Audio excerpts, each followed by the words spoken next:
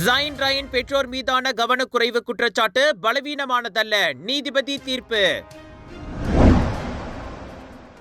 இந்தோனேசியர்கள் மீது MMEA நடத்திய துப்பாக்கி சூடு, போதைப் பொருள் சுடும் ஆயுத கடத்தல் சம்பந்தப்பட்டிருக்கலாம் என்றார் உள்துறை அமைச்சர்.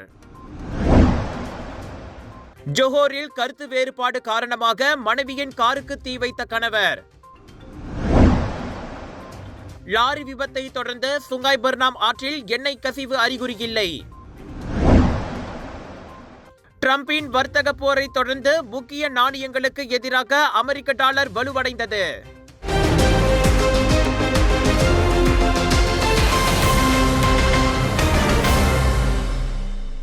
பராங் கம்போங் சிரிகலா பர்னாம் ஆற்றில் நேற்று லாரி விபத்துக்குள்ளானதை தொடர்ந்து எண்ணெய் கசிவு மற்றும் வழக்கத்திற்கு மாறான துர்நாற்றம் தடயங்கள் எதுவும் இல்லை என லுவாஸ் எனப்படும் ஸ்லாங்கூர் நீர் நிர்வாக வாரியம் உறுதிப்படுத்தியது. சம்பவம் நடந்த இடத்தில் மேற்கொள்ளப்பட்ட கண்காணிப்பின் அடிப்படையில் இந்த முடிவு அமைந்திருப்பதாக ஸ்லாங்கோர் நீர் நிர்வாக வாரியம் வெளியிட்ட அறிக்கையில் தெரிவித்துள்ளது. சுங்காய் சிலிசி ஆற்றின் நீர் சுத்திகரிப்பு நிலையத்தின் நுழைவாயிலில் ஆற்றின் நீரோட்டம் வழக்கமாக இருப்பது கண்டறியப்பட்டதாக லுவாஸ் முகநூலில் வெளியிடப்பட்ட பதிவில் தெரிவித்துள்ளது. நேற்று மதியம் 1 மணி அளவில் விபத்துக்குள்ளான லாரியில் இருந்து வெளியேறிய எண்ணெய் கசிவு சுமார் 100 மீட்டர் பகுதியில் இருந்ததை தொடர்ந்து லுவாஸ் குறியீடு மஞ்சள் நிறத்தை காட்டியதாக ஊடகங்களில் தகவல் வெளியாகின. லாரியை அகற்றும் நடவடிக்கைக்கு அனுமதி கிடைத்தபோது சம்பந்தப்பட்ட ஆற்றின் கரையில் பழுது பார்க்கும் பணிகளும் மேற்கொள்ளப்பட்டன. சுங்காய் பர்னாமில் எஞ்சிய எண்ணெய் கசிவு எதுவும் இல்லை என்பதை உறுதிப்படுத்தவும் உடனடி தடுப்பு மற்றும் இதர நடவடிக்கை எடுக்கப்பட்டதோடு நிலையான கண்காணிப்பு மேற்கொள்ளப்பட்டது. தற்போதைய நிலைமை கட்டுப்பாட்டிற்குள் இருப்பதாக லுவாஸ் தெரிவித்துள்ளது.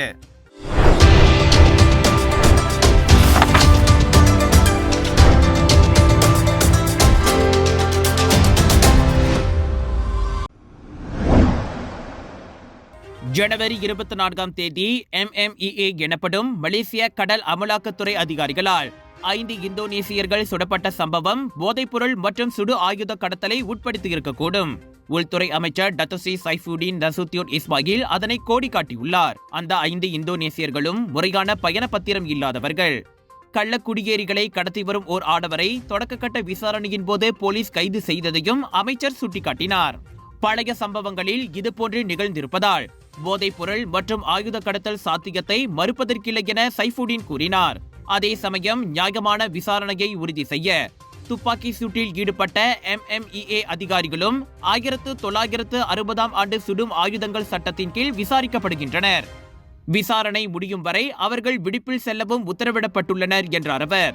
இவ்வேளையில் துப்பாக்கி சூட்டில் காயமடைந்த 4 இந்தோனேசியர்கள் தொடர்ந்து விசாரணைக்காக தடுத்து வைக்கப்பட்டுள்ளனர்.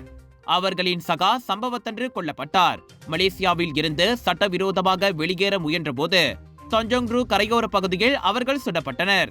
இவ்விவகாரம் இந்தோனேசியாவில் பிரச்சனையாகி ஜகார்த்தாவில் உள்ள மலேசிய தூதரகத்தின் முன் ஆர்ப்பாட்டம் நடத்தப்பட்டு முட்டையெல்லாம் வீசப்பட்டது. அச்சம்பவத்தில் உண்மையில் என்ன நடந்தது என்பதை மலேசியா விரிவாக விசாரிக்கும் என எதிர்பார்ப்பதாக இந்தோனேசிய அதிபர் பிரபோவோ சுபியாந்தோ கூறியிருந்தார்.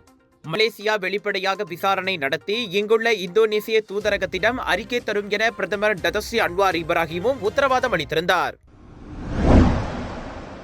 ஜோஹர் தப்ராவ் தனியார் மருத்துவமனைக்கு அருகே தனது மனைவியின் டொயோட்டா வியோஸ் காரை ஆடவர் ஒருவர் பெட்ரோல் ஊற்றி எரித்ததற்கு குடும்பத்தில் ஏற்பட்ட கருத்து வேறுபாடே காரணம் என சந்தேகிக்கப்படுகிறது.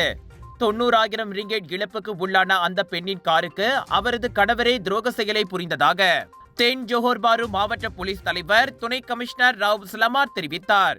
21 வயதுடைய தனது மனைவியுடன் ஏற்பட்ட கருத்து வேறுபாட்டினால் திருப்தி அடையாமல் அப்பெண்ணின் காருக்கும் அவரது கணவர் தீ வைத்துள்ளார். இரவு மணி 10:20 அளவில் நடந்த அந்த சம்பவம் குறித்த காணொலி ஒன்று வைரலானது.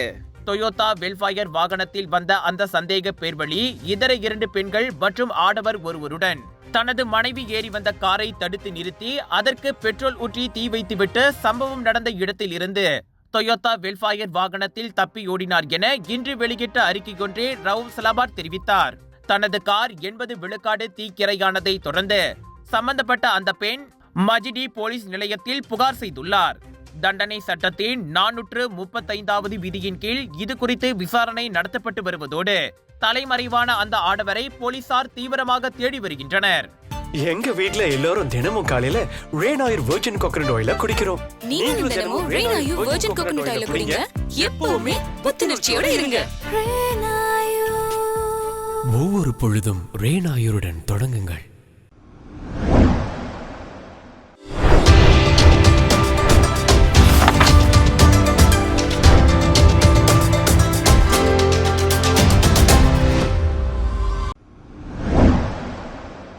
அமெரிக்க டாலர் இன்று உயர்ந்ததை தொடர்ந்து அதன் அண்டை நாடுகளான கனடா மற்றும் மெக்சிகோவின் நாணயங்களை பல ஆண்டுகளில் மிக குறைந்த வீழ்ச்சிக்கு சரிவடைய செய்தது.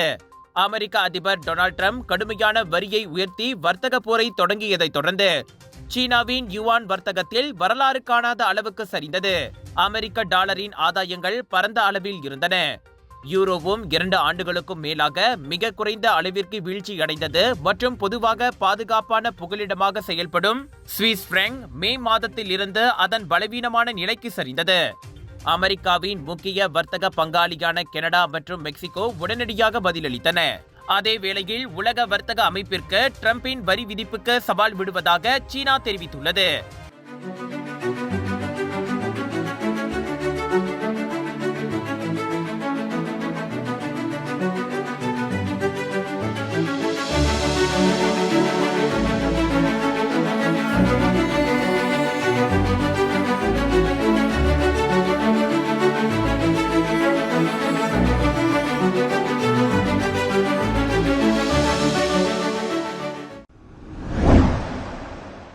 ஆட்டிசம் குறைபாட்டால் பாதிக்கப்பட்ட சிறுவன் ஜைன் அப்துல் மாத்தீனை வளர்த்ததில் அலட்சியம் காட்டியதாக தங்கள் மீது கொண்டு வரப்பட்டுள்ள குற்றச்சாட்டு பலவீனமானது என கூறி அவனது பெற்றோர் முன்வைத்த ஆட்சேபம் நிராகரிக்கப்பட்டுள்ளது.